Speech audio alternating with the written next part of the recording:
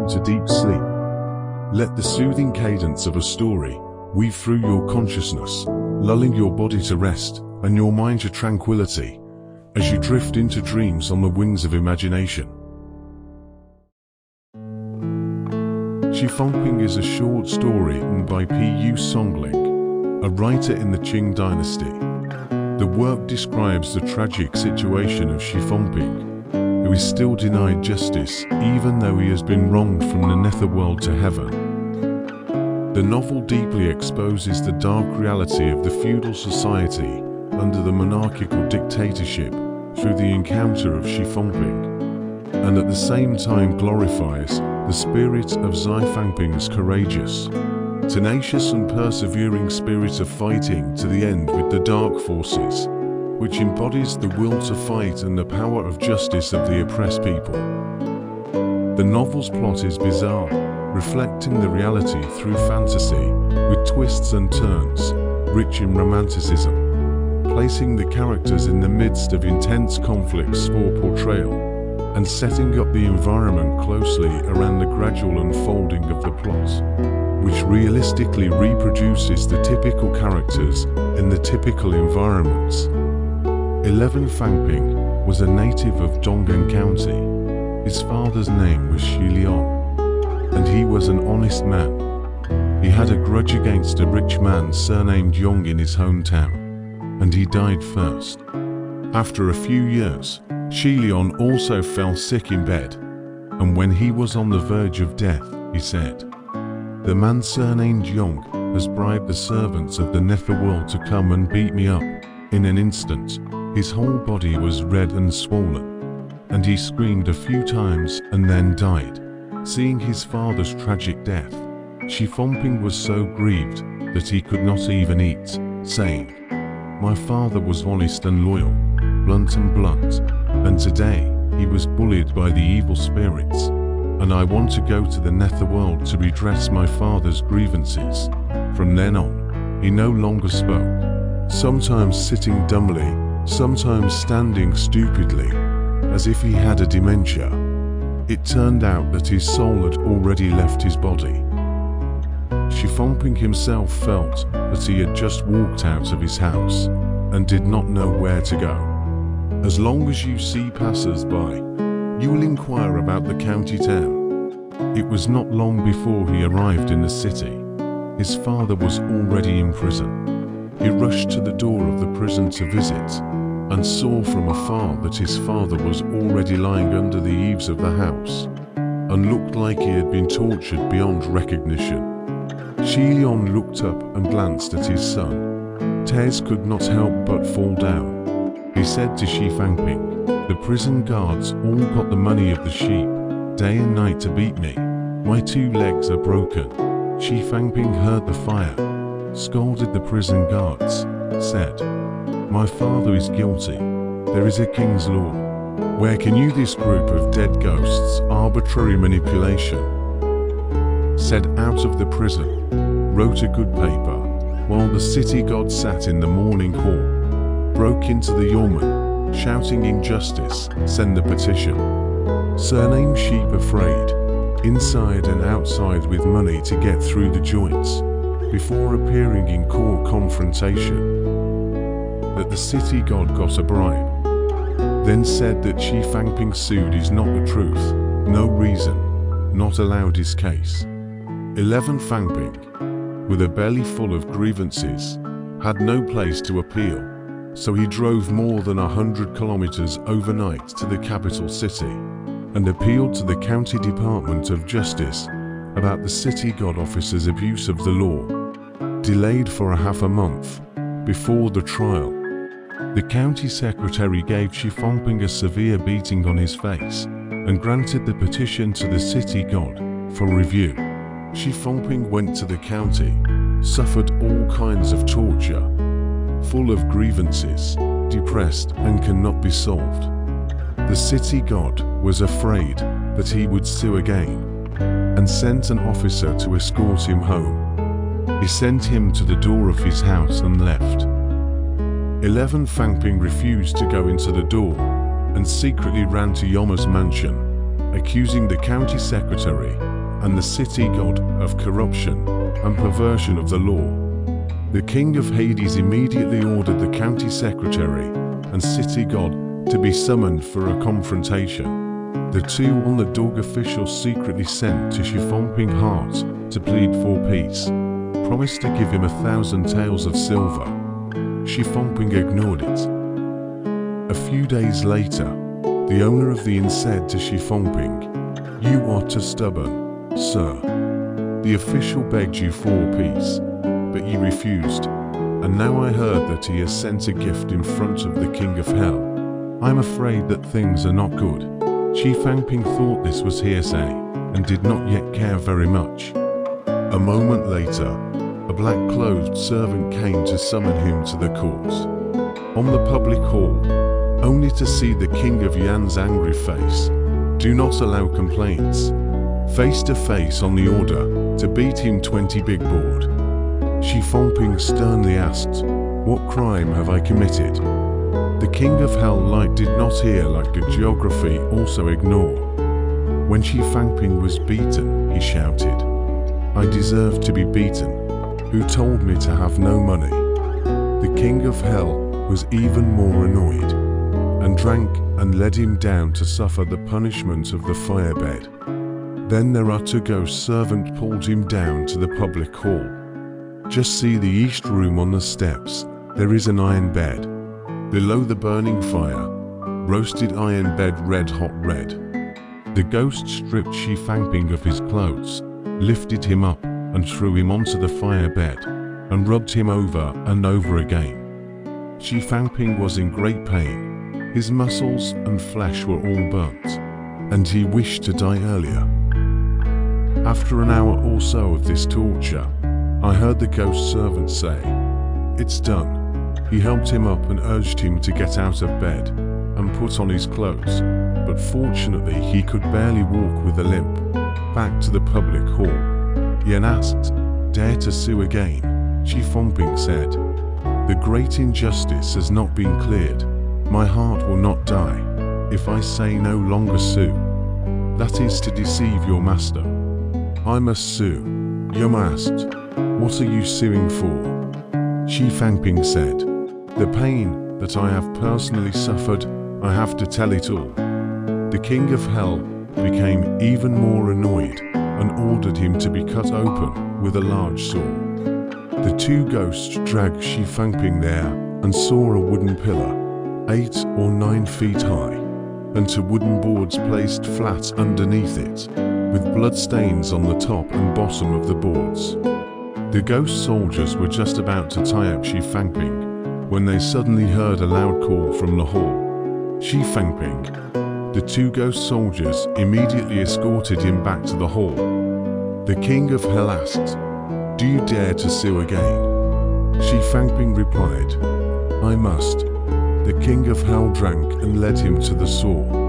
After Xifangping was pulled down from the public hall, the ghost pawns clamped him with the 2 wooden boards and tied him to a wooden post. When the saw was first put down, he only felt that his brain shell was gradually cracking, and the pain was unbearable. But he still clenched his teeth and did not grunt. Only the ghost pawn was heard praising, "This man is really a tough guy." The big saw rumbled to his chest, and another ghost pawn was heard saying, "This is a great filial son who has not committed any crime. Let's pull the saw a little bit out of the way so as not to damage his heart." Xifangping then felt the saw blade zigzagging downward, doubly painful. In an instant, the whole body had split in half. The ghost pawns had just untied the wooden boards when both halves of the body flopped to the ground. The ghost pawn went up to the hall and reported loudly. The hall passed down the word to let the 2 halves of the body to go to trial again. The 2 ghost soldiers pushed the 2 halves together and pulled them away. Xifangping felt that the crack on his body was so painful that it seemed like it was going to split open again, and he fell down just after moving half a step. One of the ghost pawns took out a ribbon from his waist and gave it to him, saying, "This ribbon is for you, to reward you for your filial behavior." Xifangping took it and tied it to his body, and immediately felt strong and healthy, and it did not hurt at all. So he went to the public hall and crouched on the ground, and the king of hell asked the same question again. Xifangping was afraid of being tortured again, so he said, "I won't sue." The king of hell immediately ordered him to be sent back to earth. The servant took him out of the north gate, showed him the way home, and then turned around and left. Xifangping thought to himself, "The darkness of this netherworld Jorman is even worse than the Yang one, but unfortunately, there is no doorway to let the Jade Emperor know. Legend has it that the god Alang of the irrigation is a relative of the Jade Emperor, and that this god is wise and upright. So if he is sued, he must be effective there." And secretly rejoicing that two of the errand boys had already gone back, he turned his body around and ran towards the south. In the rush to run forward, the two agents again chased after him, saying, "King of Hell suspected that you do not go back, and now it is true," said he grabbed him back and escorted to the King of Hell. Xifangping thought that now the King of Hell will be even more angry, surely have to suffer a more cruel punishment. Unexpectedly, that the King of Hell's face did not have a bit of anger. He said to Xifangping, "You are really a filial son. However, I have already avenged your father's injustice. He has been reborn in a rich and noble family, so you don't need to cry out for justice everywhere. Now I will send you home and reward you with 1,000 gold and 100 years of life. So you should be satisfied, right?" He said that he wrote down all these in the book of life and death, put a big seal on it, and also let Xifangping personally look at it. Xifangping thanked him and exited the public hall. The police officer and him together out to the road. The police officer, while rushing him to go quickly, while the mouse scolded, "You this tricky guy, time and time again, causing me to run back and forth, running to death tired. If you dare to be like this again, you will be put into the big grinding disc and finally ground into powder." Xifangping stared up with two eyes and angrily rebuked, "What do you want to do, ghosts? My nature can withstand the knife cut and saw, but cannot stand the insults. Please go back to ask the King of Hell. If you let me go home, where still bother you to send?" said on the way back. The two officers were scared and begged him in a low voice to turn back. Xifangping intentionally walked slowly, not walking a few steps, stopping at the side of the road to rest for a while. Although the agent is not good, but do not dare to complain, about half a day. Came to a village. There is a family gate half open. The officer greeted Xifangping sit down together to rest. The police officer greeted him and asked him to sit down and take a rest. The two officers took advantage of his inattention and pushed him into the door. Xifangping was a little bit shocked, and when he looked at himself, he was already born as a baby. He was so angry that he cried out and would not eat a drop of milk, and died 3 days later. The spirit drifted around, always forgetting that he had to go to Gongku. About dozens of miles, suddenly saw a car decorated with bird feathers, flags like clouds, swords and halberds. The road are covered. Xifangping hurriedly crossed the road to avoid it, but he accidentally violated the honor guard, and was caught by the horsemen who opened the road, and was tied up and sent to the car.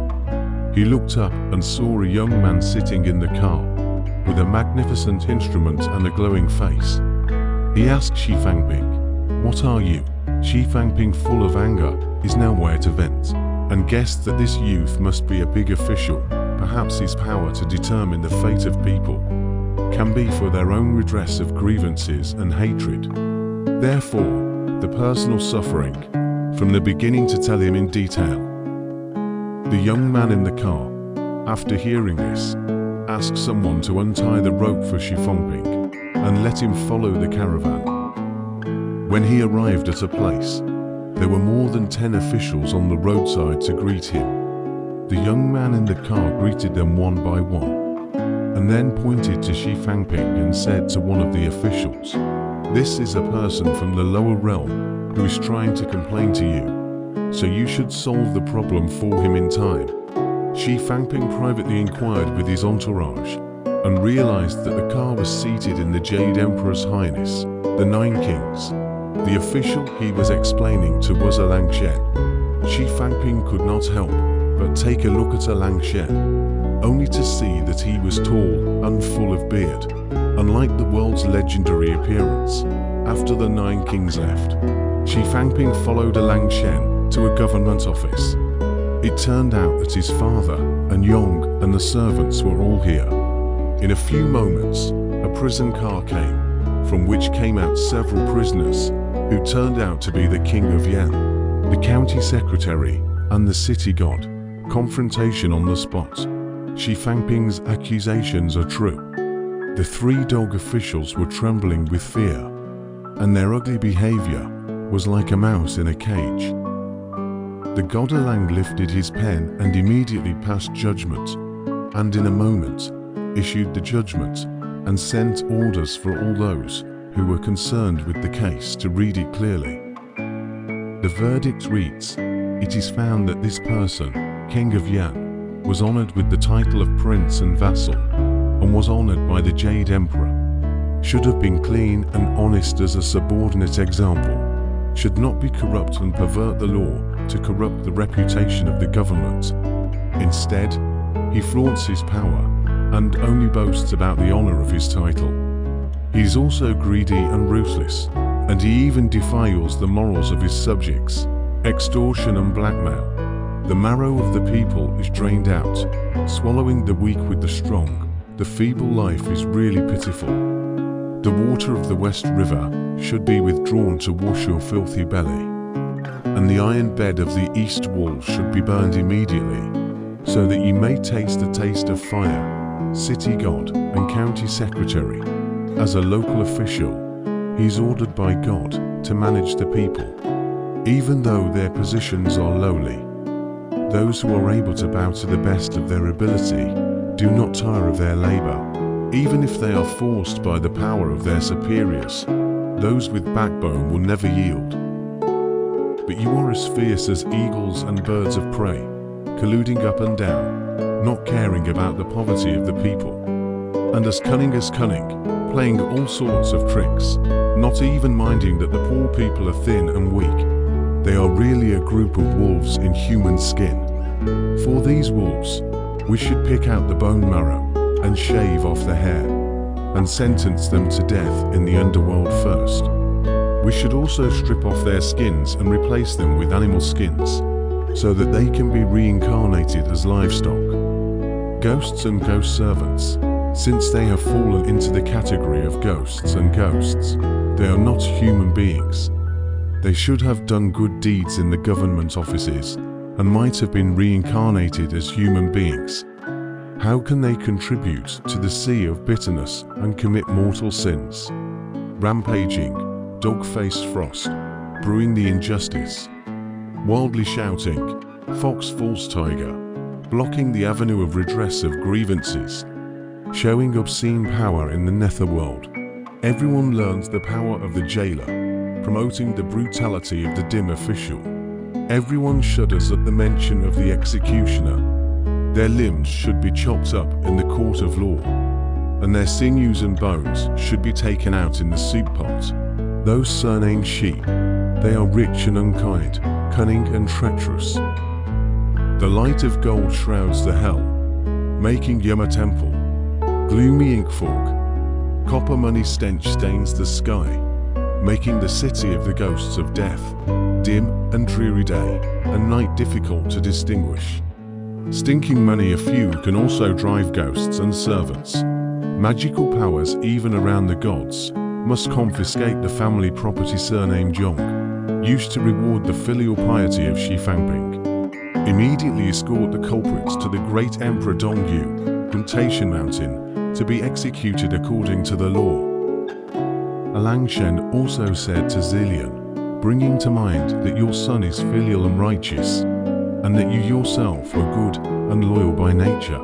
So I grant you another 36 years of long life. Then he told the two officers to send the father and son home. Only then did Xifangping copy down the judgment and read it together on the way. When he arrived home, Xifangping woke up first. He asked his family to pry open his father's coffin lid and saw that the body was still stiff and cold, and waited for a day before gradually warming up and waking up. He waited for a day before gradually warming up and waking up. When he wanted to look for the transcribed judgment, it was no longer there. From then on, the family became richer and richer in 3 years. Good land was everywhere, and the descendants of the surname of the sheep but declined, building and property, all fell to the Xifangping family. Someone in the same village bought the sheep family's fields, night dreaming of the gods rebuked. This is the property of the Xi family. How dare you take possession of it? At first, he did not believe it. After sowing the seeds, he could not harvest a liter and a half a bucket in the whole year, so he had to resell it to the Xi family. Xifangping's father lived until he was more than 90 years old before he died. Ishi said, everyone talks about Elysium without realizing that there are two worlds between life and death, and their thoughts are all confused. Moreover, if a person does not know the reason why he comes to this world, how can he know the reason why he leaves this world? Not to mention that he dies again and again, and lives again and again. The will of loyalty and filial piety is firm and unchanging throughout the ages. How marvelous, O Xifangping! How great he is!